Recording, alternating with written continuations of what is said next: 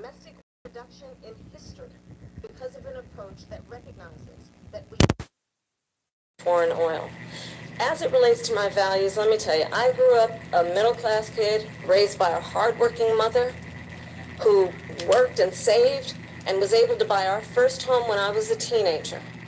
The values I bring to the importance of home ownership, knowing not everybody got handed $400 million on a silver platter and then filed bankruptcy 6 times, is a value that I bring to my work to say we are going to work with the private sector and home builders to increase 3 million homes, increase by 3 million homes by the end of my first term. My work that is related to having a friend when I was in high school actually assaulted by her stepfather. And my focus then on protecting women and children from violent crime is based on a value that is deeply grounded in the importance of standing up for those who are most vulnerable. My work that is about protecting Social Security and Medicare is based on long-standing work that I have done, protecting seniors from scams. My values have not changed. And what is important is that there is a president who actually brings values and a perspective that is about lifting people up and not beating people down and name-calling. The true measure of the leader is the leader who actually understands the strength is not in beating people down, it's in lifting people up. I intend to be that president. President Trump, your Well, response? first of all, I wasn't given $400 million. I wish I was. My father was a Brooklyn builder, Brooklyn, Queens, and a great father, and I learned a lot from him. But I was given a fraction of that, a tiny fraction, and I built it into many, many billions of dollars, many, many billions. And when people see it, they are even surprised. So we don't have to talk about that. Fracking, she's been against it for 12 years. Defund the police, she's been against that forever. She gave all that stuff up very wrongly, very horribly, and everybody's laughing at it, okay? They're all. She gave up at least 12 and probably 14 or 15 different policies. Like, she was big on defund the police. In Minnesota, she went out, wait a minute, I'm talking now, if you don't mind, please. Does that sound familiar? She went out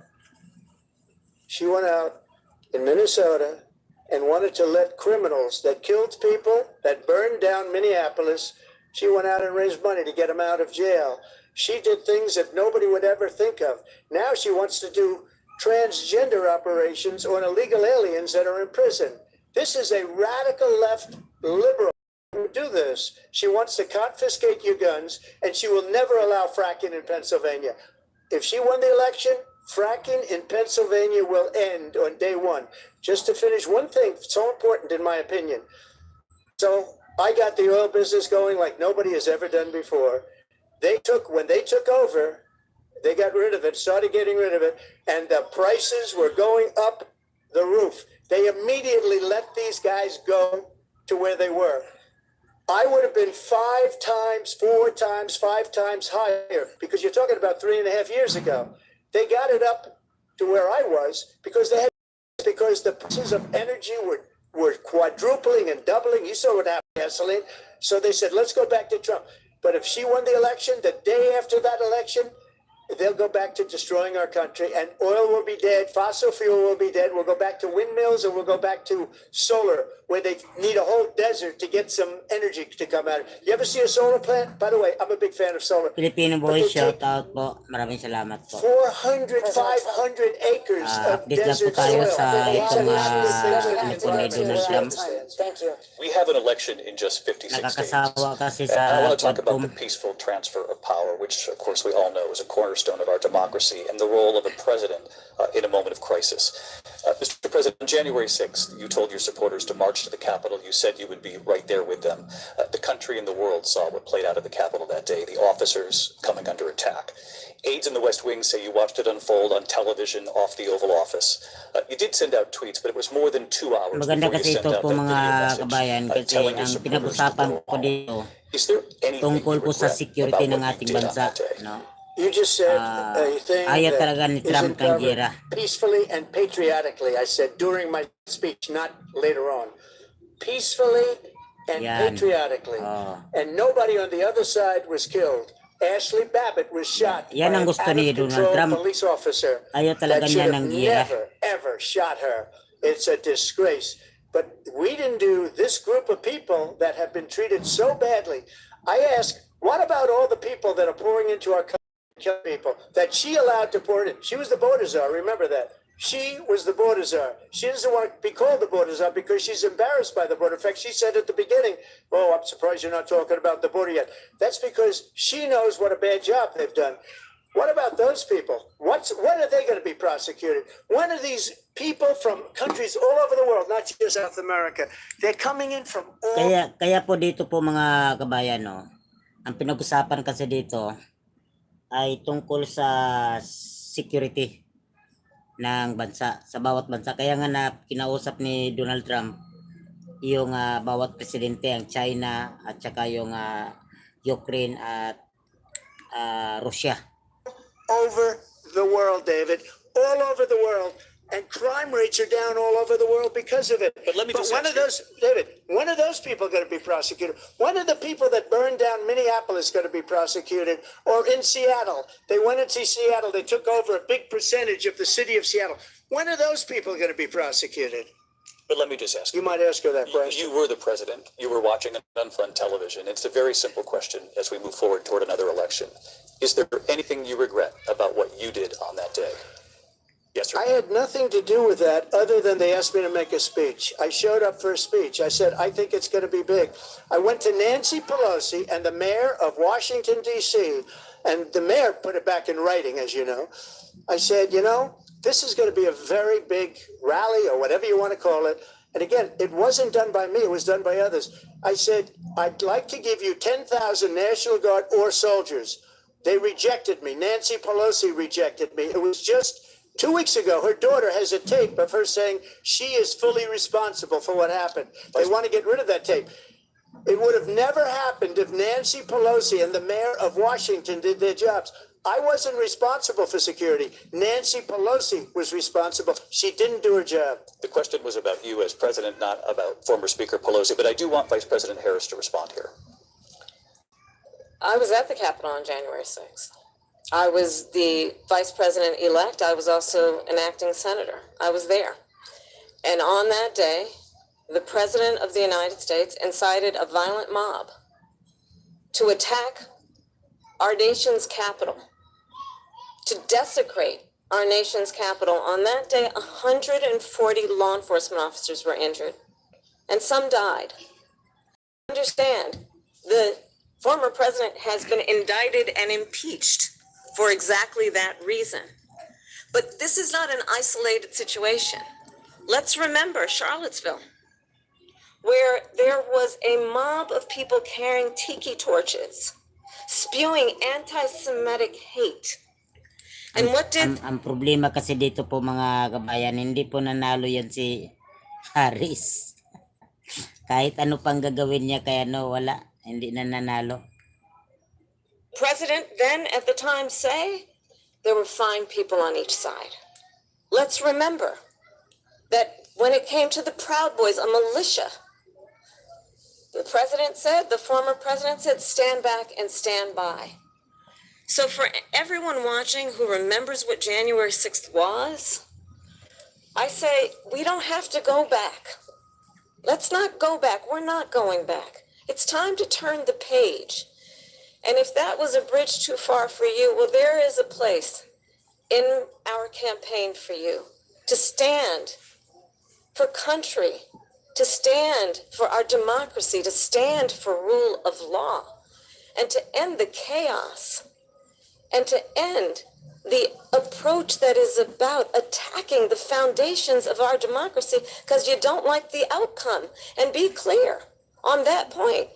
Donald Trump, the candidate, has said in this election there will be a bloodbath if this and the outcome of this election is not to his liking. Let's turn the page on this. Let's not go back.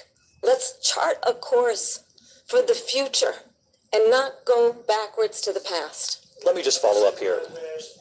It was a different term, and it was a term that related to energy because they have destroyed our energy business. That was where bloodbath was. Also, on Charlottesville, that story has been, as you would say, debunked Laura Ingraham, Sean Hannity, Jesse, all of these people, they covered it. If they go an extra sentence, it was perfect. It was debunked in almost every newspaper, but they still bring it up, just like they bring 2025 up.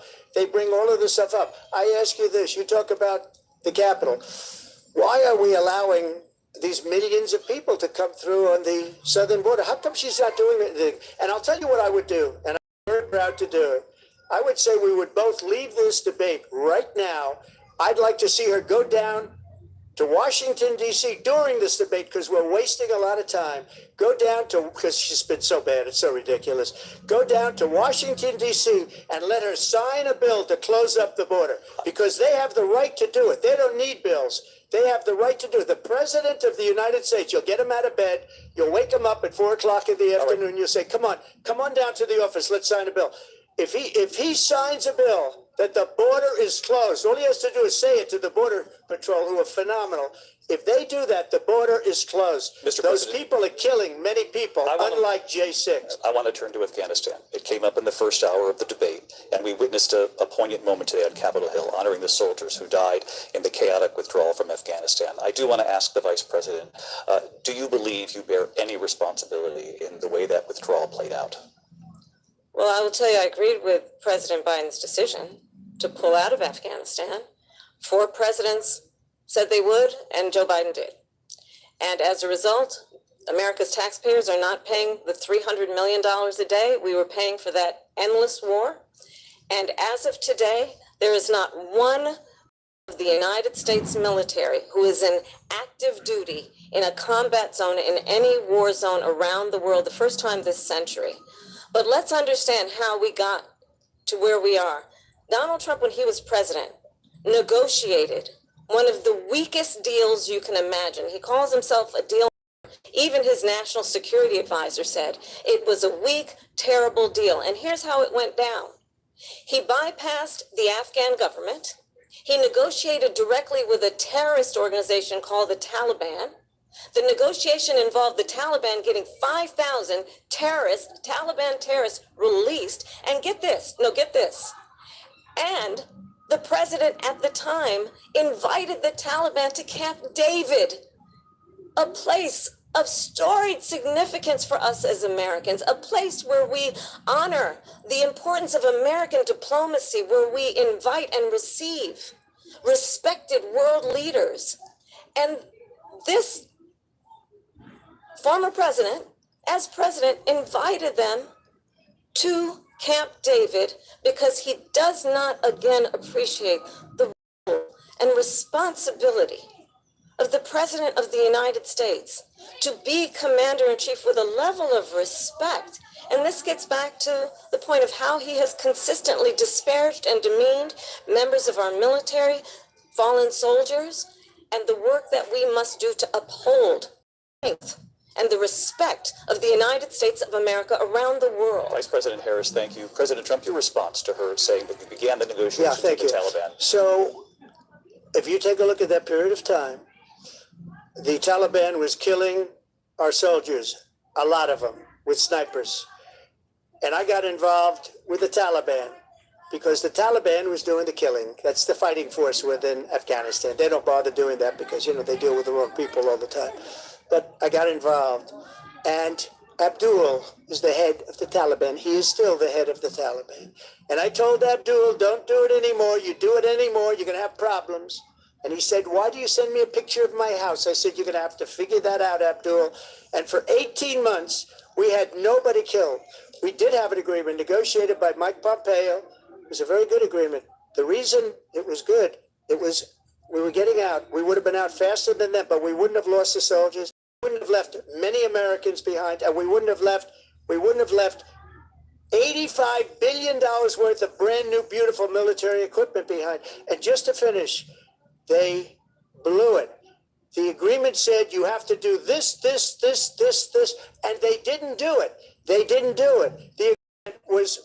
was terminated by us because they didn't do what they were supposed to do. I want to move on. And these people did the worst withdrawal, and in my opinion, the most embarrassing moment in the history of our country. And by the way, that's why Russia attacked Ukraine, because they saw how competent she and her boss are.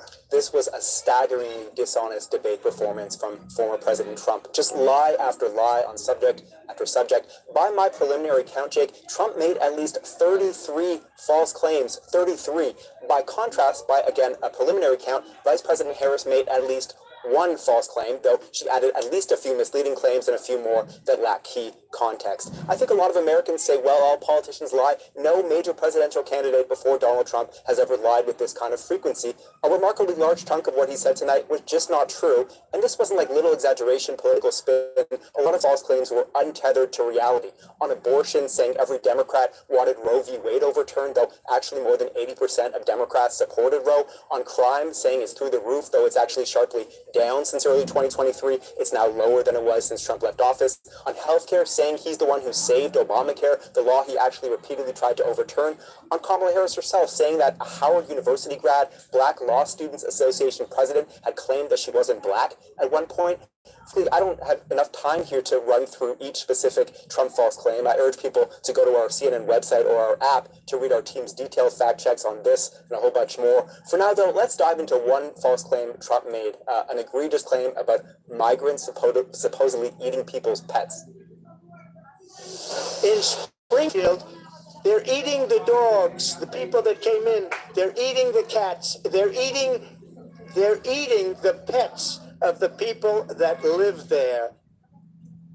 This is not only false, I think it's fair to call this odious. This, for people who have not been online in the last couple of days, this claim about migrants, Haitian migrants in Springfield, Ohio, eating people's pets, originated with a Facebook post that attributed the claim to a neighbor's friend's daughter.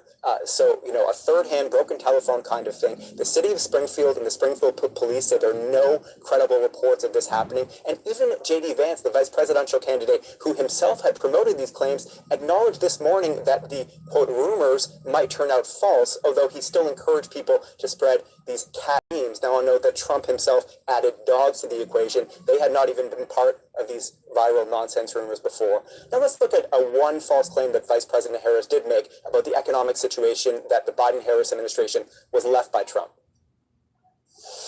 Let's talk about what Donald Trump left us. Donald Trump left us the worst unemployment since the Great Depression. And what we have done is clean up Donald Trump's mess. So the Biden-Harris administration was not actually left the worst unemployment since the Great Depression. They were left a 6.4% unemployment rate in January 2021. That was certainly elevated by recent standards, pretty high, but it was significantly down from the 14.8% level it reached early in the pandemic. So it was already improving at the time the Biden-Harris administration took office. And that 6.4% level was the highest since the Great Recession. So in the last 20 years, not going back decades further. The first results of our instant poll of debate watchers have just come in, and David Chalian is going to join us now to break it all down. David, tell us more. Yeah, Jake, and as you noted, this is a poll of debate watchers. This is not a poll that represents the overall population, although in partisan breakdown, it is pretty close to what the overall registered voter population looks like in the country. But it is a poll of those people that watched the debate. So just mind as we get to these results. Our first result here in our exclusive flash poll, who won the debate? The overall number here, overwhelmingly, Kamala Harris did. I'm going to look at my email here. 63%, you see there on your screen, say Kamala Harris won the debate. Only 37% say Donald Trump won the debate. And that is quite different than the expectations going into this among this group of debate watchers in this poll. We asked folks going into the debate, who do you expect to win the debate? Well, it was 50-50. 50% expected Harris, 50% expected Trump to win the debate. That was before the debate, and we just showed you where it ended up afterwards, 63% to 37%. And take a look at this, Jake. This is a complete reversal from what we saw in June. Compare these numbers to Biden.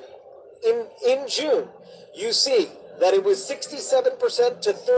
2/3 thinking Trump won, only a third thinking Biden won. A complete reversal in just a few months. As this race has completely changed, so too has the assessment of debate watchers about the Democrat and Republican debate performances this 2024 presidential election, Jay. All right, David Chalian, and while no doubt this debate will not be quite as consequential as the last one, it does seem as though, Dana Bash, that at least according to the instant polls of debate watchers, people think that Kamala Harris resoundingly won. And defied expectations based on what people thought beforehand and afterwards. As David was saying, we have to be careful with instant polls. And what is really going to matter is how this sinks in and ripples through the pool, very small but important pool of undecided voters. But I think the only thing that you need to know about how Donald Trump realizes that this went was to see his behavior and performance, the fact that he came into the spin room and he was not very happy. And citing a bunch of numbers of polls that he said he won, no clue where those numbers came from, and he was asked about it at the spin room and didn't give an answer. But I also think, Harris, there were some risks here for her tonight, and she had a lot of work to do. And I'm thinking about here when we were talking, and I was struck recently in the last couple of weeks just watching Trump in his normal campaign world on the stump in interviews, and he is progressively slowing down. He's progressively not to really even make his own normal kind of cases that he would make about all sorts of issues, and that was on display tonight. I mean, she was really helped by Trump just not really being able to kind of take it to her on virtually anything. And in a way, her biggest weakness might have been that when you give her something that she's not prepared for, she may or may not be able to address it. But Trump never did that. He only gave her things that it would be very obvious that he would say on the debate stage. And I think that's one of the main reasons that she was able to just kind of, quite impressively actually, take a lot of preparation and just spit it right out on that debate stage, almost exactly probably the way her advisors wanted her to. And Trump just wasn't nimble enough to even respond to that. Right. Dove into his little pit of grievance and he's aging, and it shows. It's showing on the debate stage. It's showing on the campaign. One of the things that presidential debates have done over the years is that at times when people have had doubts about a candidate, usually the challenger in this race, you could argue they're both incumbents, they're both challengers, and it has erased the stature gap. In 1960, Nixon was the vice president. The criticism of John Kennedy was that he was too young, too callow, too inexperienced. After that first debate, that went away because people thought, at the very least, that Kennedy showed that he stood up and was Nixon's equal and perhaps his superior. 1980, Jimmy Carter, a lot of concern. Was Ronald Reagan too big a risk? And after that debate, people were reassured. They didn't like Carter particularly, and they were reassured we can take this jump into Reagan. In the New York Times poll over the weekend, 3 times as many people said they needed to know more about Kamala Harris than said that about Donald Trump. And I got to think for a lot of that 28% of Americans that they were reassured by what they saw tonight. So I think that it gives permission to support her for people that have doubts. Well, there's 2 things I noticed. One was the word that Senator J.D. Vance used, the word platitudes.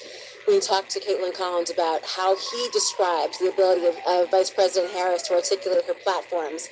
It's what is demanded of the incumbent versus what was actually provided by a former incumbent. She expected to talk in very granular detail. Trump had very many bald assertions, and yet that he was successful in that endeavor nonetheless. The other issue is this important idea of managing expectations. She has described herself from the very get-go, since she's actually taken the top ticket, as the underdog, in part because Democrats do not want a performance like this to have people believing there's no reason to lean in, they can lean out, everything's in the bag. They know there is still the uphill battle of trying to overcome a number of factors. So I think in many ways, these polls show you that even though this was a successful endeavor, I think arguably and objectively for the vice president, she still has to overcome this. I can't tell what the language and coding it is to have her define herself still. Yo, holiday ham, 100% sarap na proud kang ihanda. Come on and taste it. Keep the grind going with Super Go 99. Valid for 15 days.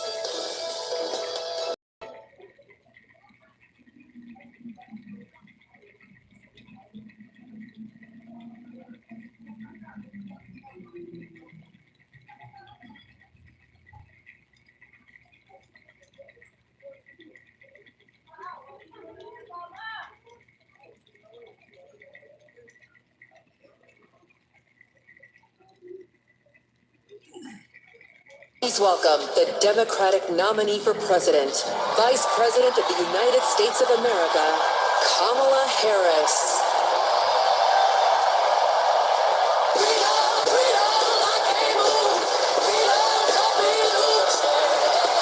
And here we have the moment, Vice President Kamala Harris, the first black woman, the first Asian American to accept her party's nomination, a major party, to be President of the United States. She'll make the case tonight. She'll reintroduce herself to the nation as to why she believes that this is the right moment for her to become the next President of the United States. You can see her family, her stepchildren, her husband, second gentleman Doug Emhoff, who of course would make history right along with her, becoming the first gentleman if she's elected President of the United States.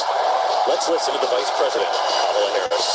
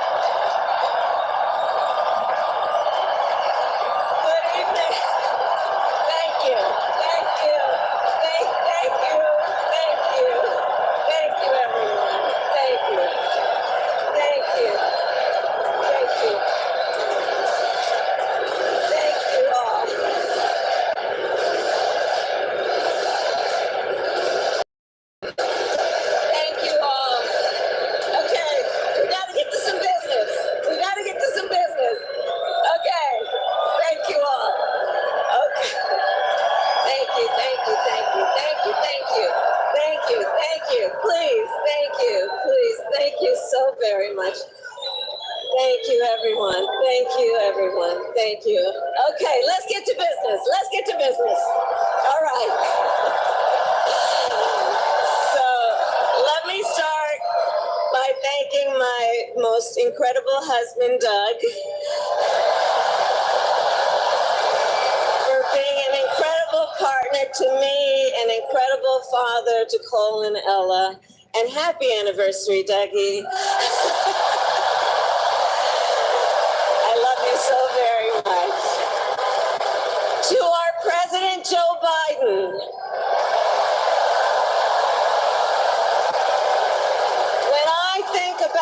path that we have traveled together, Joe, I am filled with gratitude. Your record is extraordinary, as history will show, and your character is inspiring.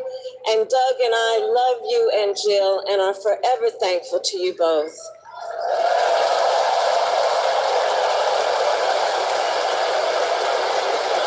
And to Coach Tim Walz,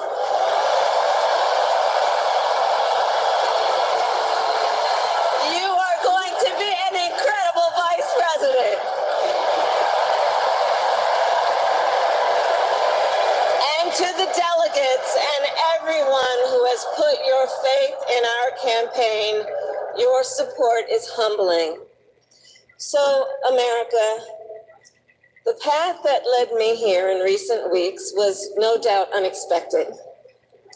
But I'm no stranger to unlikely journeys. So, our mother, Shamala Harris, had one of her own, and I miss her every day, and especially right now. And I know she's looking down smiling. I know that. So my mother was 19 when she crossed the world alone, traveling from India to California with an unshakable dream to be the scientist who would cure breast cancer. When she finished school, she was supposed to return home to a traditional arranged marriage. But as fate would have it, she met my father, Donald Harris, a student from Jamaica. They fell in love and got married, and that act of self-determination made my sister Maya and me. Growing up, we moved a lot. I will always remember that big Mayflower truck packed with all our belongings, ready to go to Illinois, to Wisconsin, and wherever our parents' jobs took us. My early memories of our parents together are very joyful ones. A home filled with laughter and music, Aretha, Coltrane, and Miles. At the park, my mother would say, "Stay close." But my father would say, as he smiled, "Run, Kamala, run. Don't be afraid. Don't let anything stop you."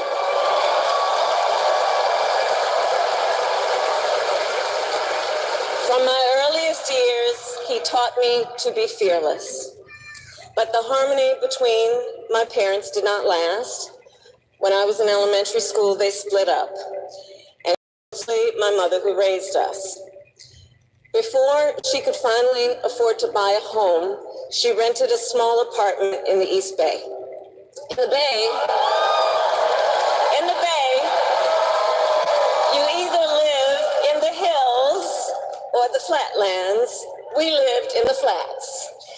A beautiful working class neighborhood of firefighters, nurses, and construction workers, all who tended their lawns with pride. My mother, she worked long hours, and like many working parents, she leaned on a trusted circle to help raise us.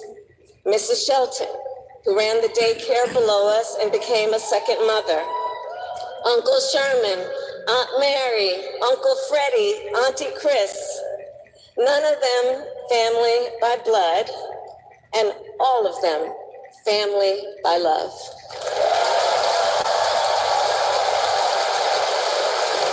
Family who taught us how to make gumbo, how to play chess, and sometimes even let us win.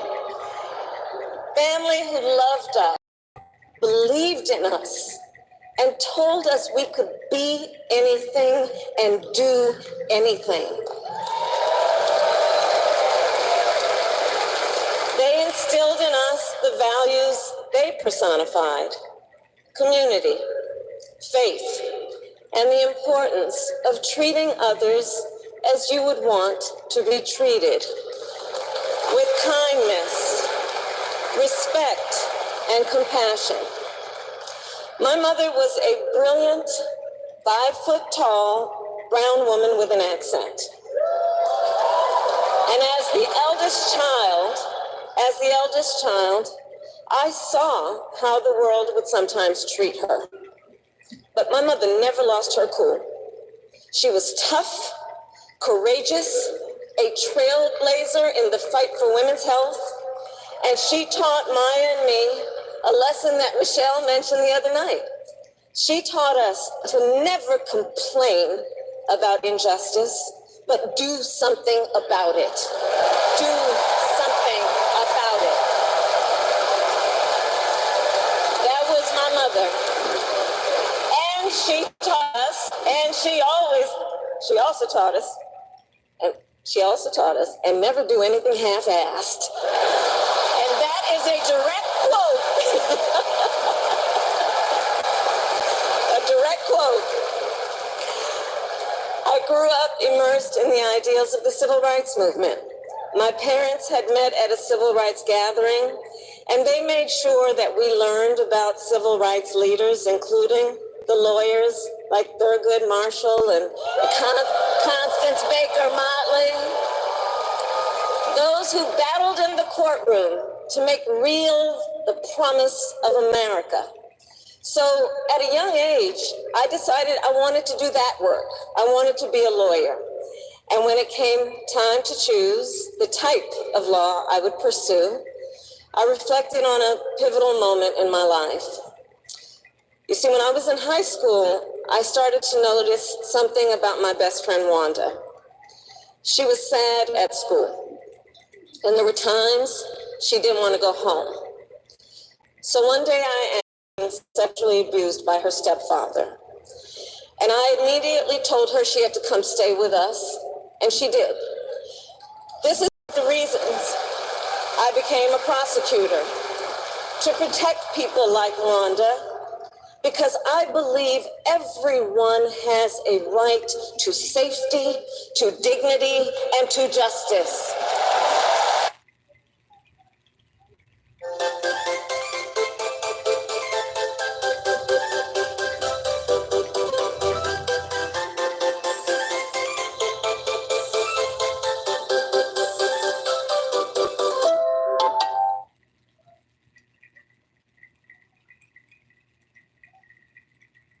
Sa itong pares ng high-end na loafers.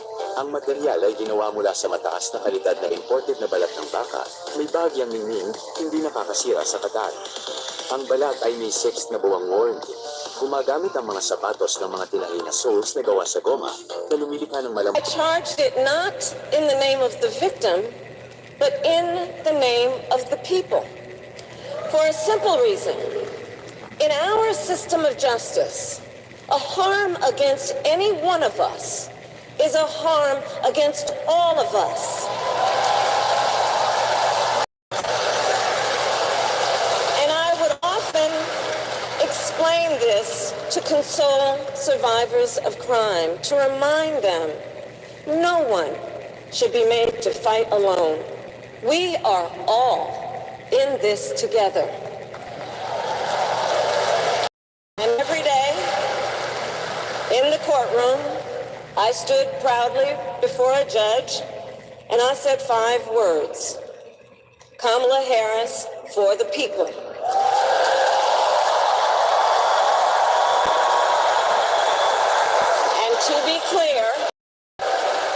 to be clear, my entire career, I've only had one client, the people. And so, on behalf of the people, on behalf of every American, regardless of party, race, gender, or the language your grandmother speaks, on behalf of my mother and everyone who has ever set out on their own unlikely journey, on behalf of Americans like the people I grew up with, people who work hard, chase their dreams, and look out for one another, On behalf of everyone whose story could only be written in the greatest nation on earth, I accept your nomination to be President of the United States of America.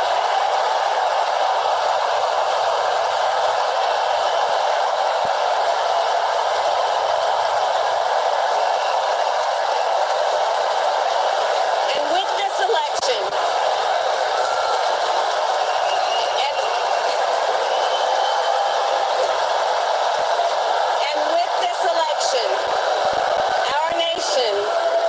our nation with this election has a precious, fleeting opportunity to move past the bitterness, cynicism, and divisive battles of the past, a chance to chart a new way forward.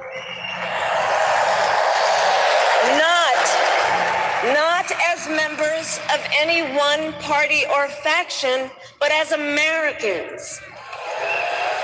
And let me say, I know there are people of various political views watching tonight, and I want you to know, I promise to be a president for all Americans. You can always trust me to put country above party and self, to hold sacred America's fundamental principles, from the rule of law to free and fair elections to the peaceful transfer of power.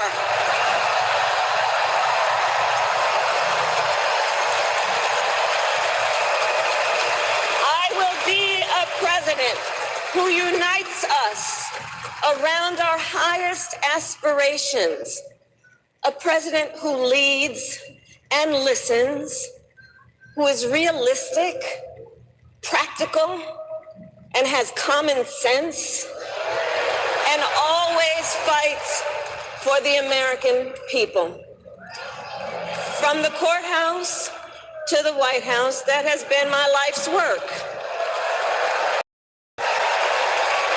As a young courtroom prosecutor in Oakland, California, I stood up for women and children against predators who abuse them.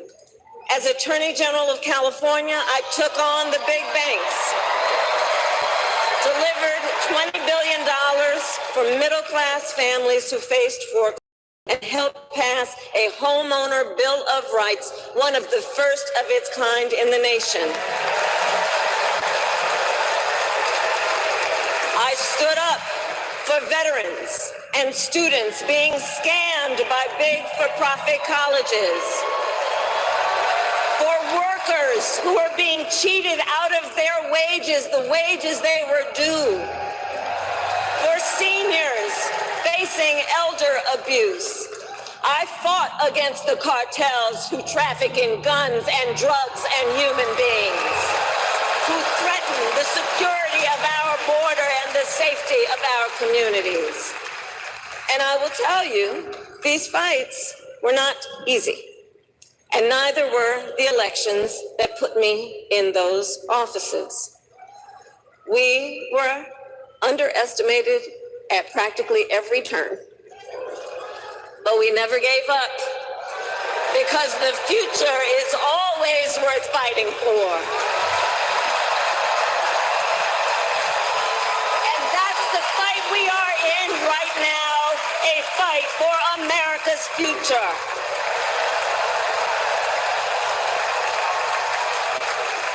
Fellow Americans, this election is not only the most important of our lives, it is one of the most important in the life of our nation.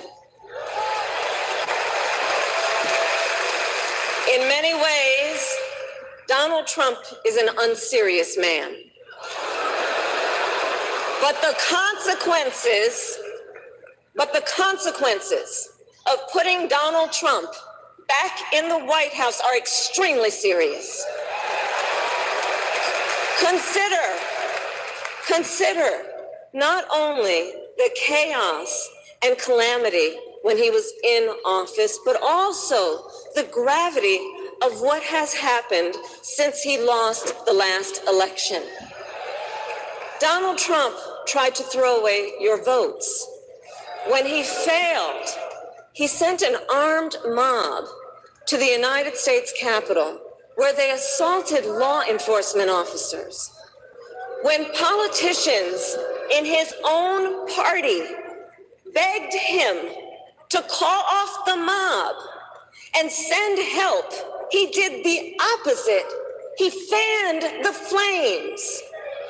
And now, for an entirely different set of crimes, he was found guilty of fraud by a jury of everyday Americans and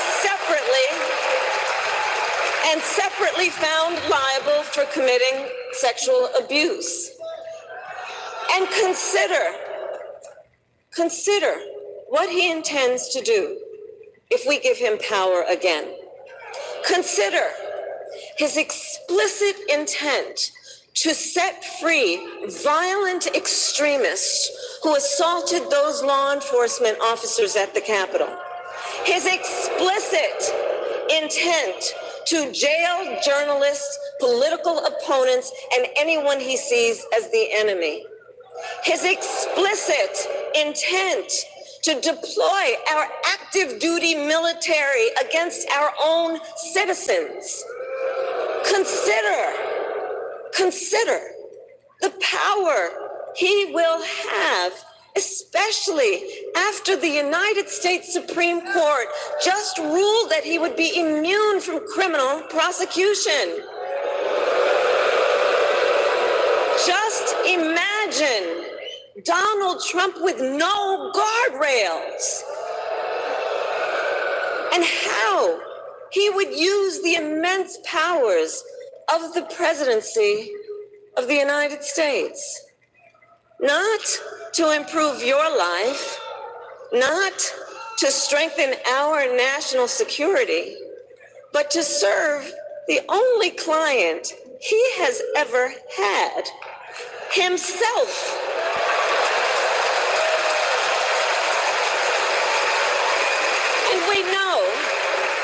And we know what a second Trump term would look like. It's all laid out in Project 2025, written by his closest advisors, and its sum total is to pull our country back to the past. But America, we are not going back. We are not going back. We are not going back. We are not going back to when Donald Trump tried to cut Social Security and Medicare. We are not going back to when he tried to get rid of the Affordable Care Act, when insurance companies could deny people with pre-existing conditions. We are not going to let him eliminate the Department of Education that funds our public schools. We are not going to let him end programs like Head Start that provide preschool and childcare for our children. America, we are not going back.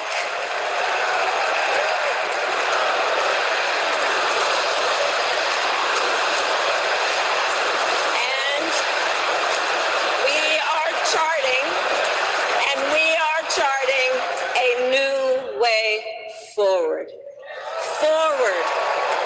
To a future with a strong and growing middle class, because we know a strong middle class has always been critical to America's success. And building that middle class will be a defining goal of my presidency.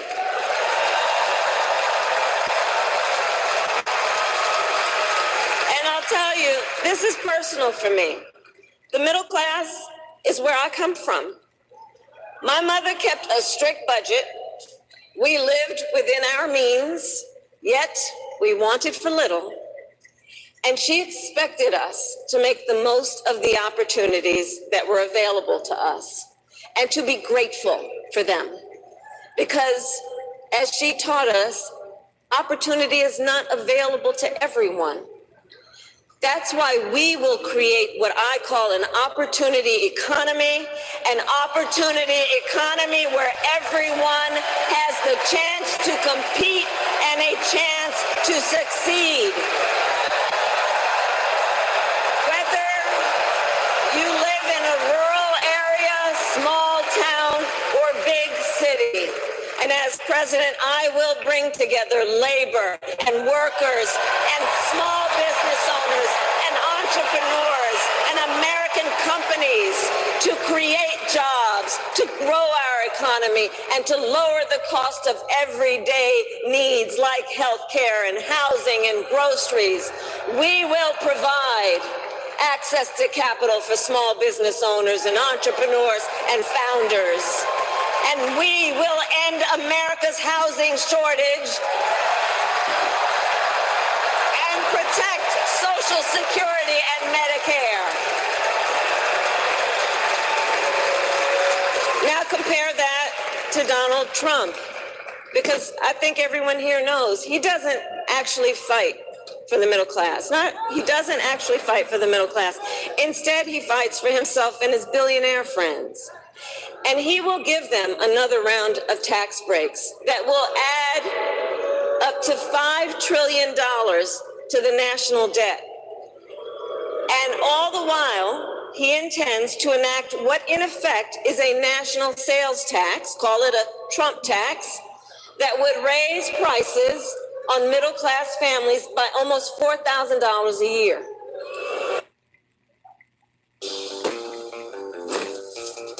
It's Lazada's 6/6 Wow Student Event Sale. Get up to 1,500 pesos off voucher. Enjoy free shipping. Dito ka na sa Lazada 6/6 Wow Student Event Sale.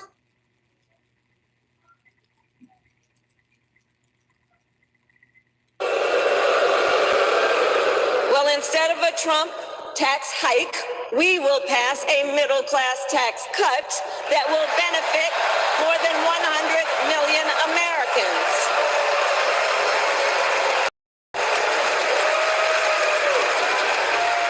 Friends, I believe America cannot truly be prosperous unless Americans are fully able to make their own decisions about their own lives, especially on matters of heart and home. But tonight, in America, too many women are not able to make those decisions. And let's be clear about how we got here. Donald Trump handpicked members of the United States Supreme Court to take away reproductive freedom. And now he brags about it. His words, quote, "I did it and I'm proud to have done it," end quote.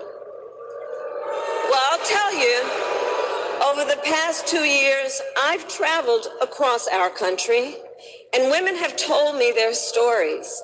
Husbands and fathers have shared theirs.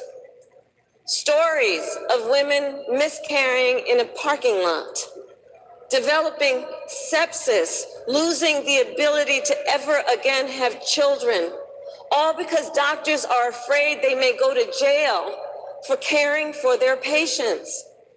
Couples just trying to grow their family, cut off in the middle of IVF treatments.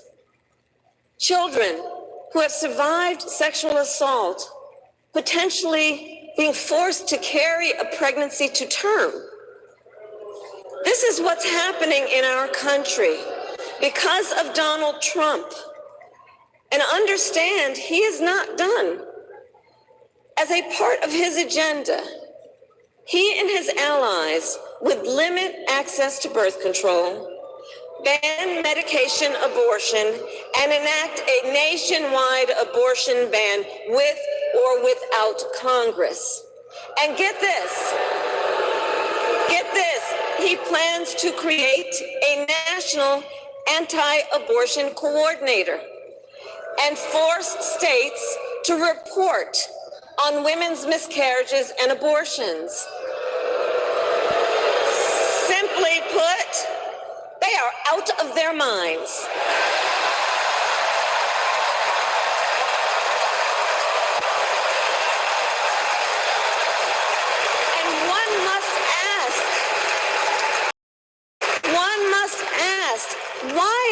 exactly is it that they don't trust women? Well, we trust women. We trust women. And when Congress passes a bill to restore reproductive freedom, as President of the United States, I will proudly sign it into law.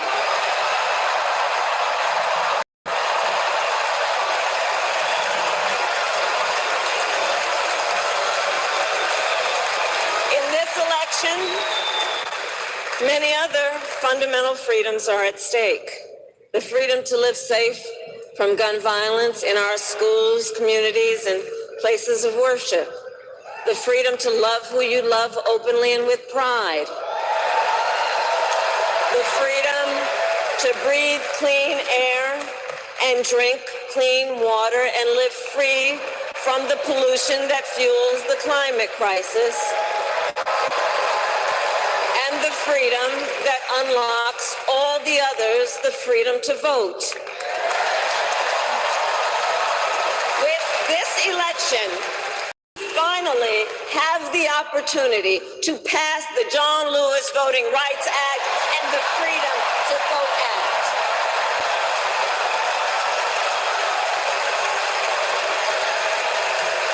And let me be clear.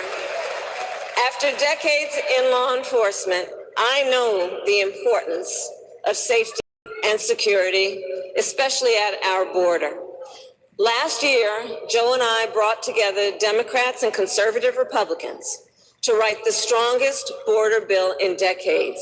The Border Patrol endorsed it. But Donald Trump believes a border deal would hurt his campaign. So he ordered his allies in Congress to kill the deal. Well, I refuse to play politics with our security, and here is my pledge to you. As president, I will bring back the bipartisan border security bill that he killed, and I will sign it into law. I know we can live up to our proud heritage as a nation of immigrants and reform our broken immigration system. We can create an earned pathway to citizenship and secure our border.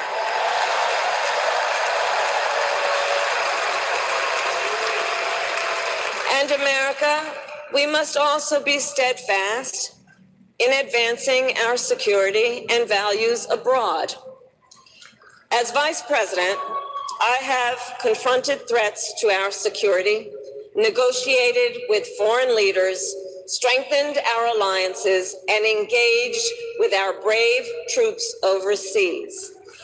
As Commander-in-Chief, I will ensure America always has the strongest, most lethal fighting force in the world. And I will fulfill our sacred obligation to care for our troops and their families, and I will always honor and never disparage their service and their sacrifice.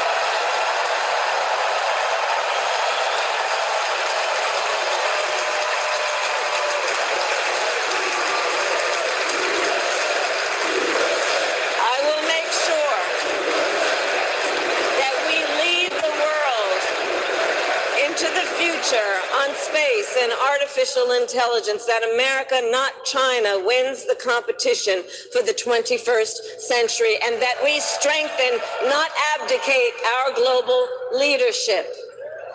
Trump, on the other hand, threatened to abandon NATO. He encouraged Putin to invade our allies, said Russia could, quote, do whatever the hell they want.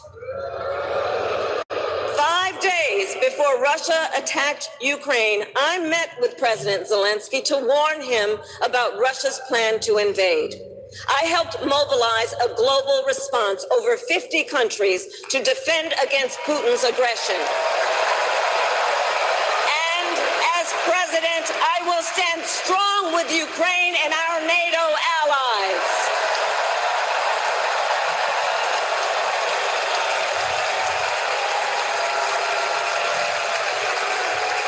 With respect to the war in Gaza, President Biden and I are working around the clock because now is the time to get a hostage deal and a ceasefire deal done.